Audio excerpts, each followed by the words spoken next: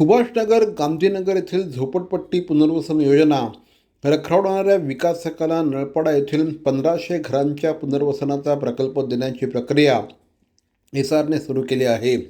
याविरोधात स्थानिक रहिवाशांनी राष्ट्रवादी काँग्रेस शरदचंद्र पवार पक्षाचे राष्ट्रीय सरचिटणीस डॉक्टर जितेंद्र आव्हाड यांच्याकडे दाद मागितली होती। त्यानुसार श्री आव्हाड, जिल्हाध्यक्ष मनोज प्रधान आणि राष्ट्रवादी युवक काँग्रेसचे प्रदेश सरचिटणीस उमेश अग्रवाल यांनी रहिवाशांसह एसआरए कार्यालयावर धडक दिली। यावेळी डॉक्टर जितेंद्र आव्हाड यांनी संबंधित अधिकाऱ्यांशी चर्चा केली।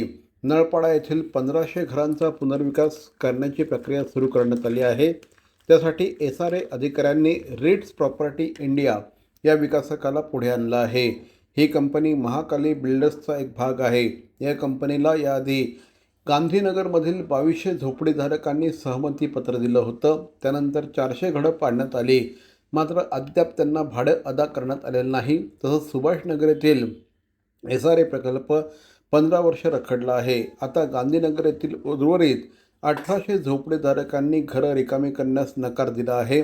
आर्थिक डबघाईला आलेल्या महाकाली डेव्हलपर्स संचालित रिट्स प्रॉपर्टी इंडिया या कंपनीसाठी एसआरए अधिकारी पायघड्या का घालत आहेत, असा सवाल श्री डॉक्टर जितेंद्र आव्हाड आणि श्री मनोज प्रधान यांनी केला आहे। अधिकाऱ्यांनी सांगितलं की आम्ही काय LOI देणार नाही आणि एक पत्र उमेश अग्रवाल यांना उद्या देण्यात येईल। जी आज या ठिकाणी एका चालू दिवशी लोक आली, त्याचं खरंच चीज झालं, कारण काय आव्हाड साहेब इकडे आले आणि कुठेतरी 13-2ची कारवाई सुरू होईल असं वाटतंय। 13-2 काय, विकासक बदलण्याची कारवाई सुरू होईल असं दिसतं।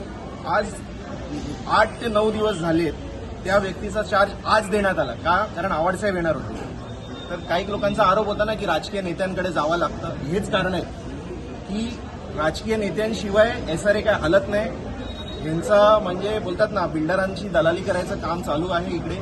बिल्डर लोकांची बाजू कशी मांडता येईल हे एसआरए करतं, पण गोरगरीब जनतेचा कोण ऐकायचा इथे मागणी मानत नाही। आणि आज म्हणून आम्हाला आव्हाड साहेबांना कुठेतरी आणावा लागला।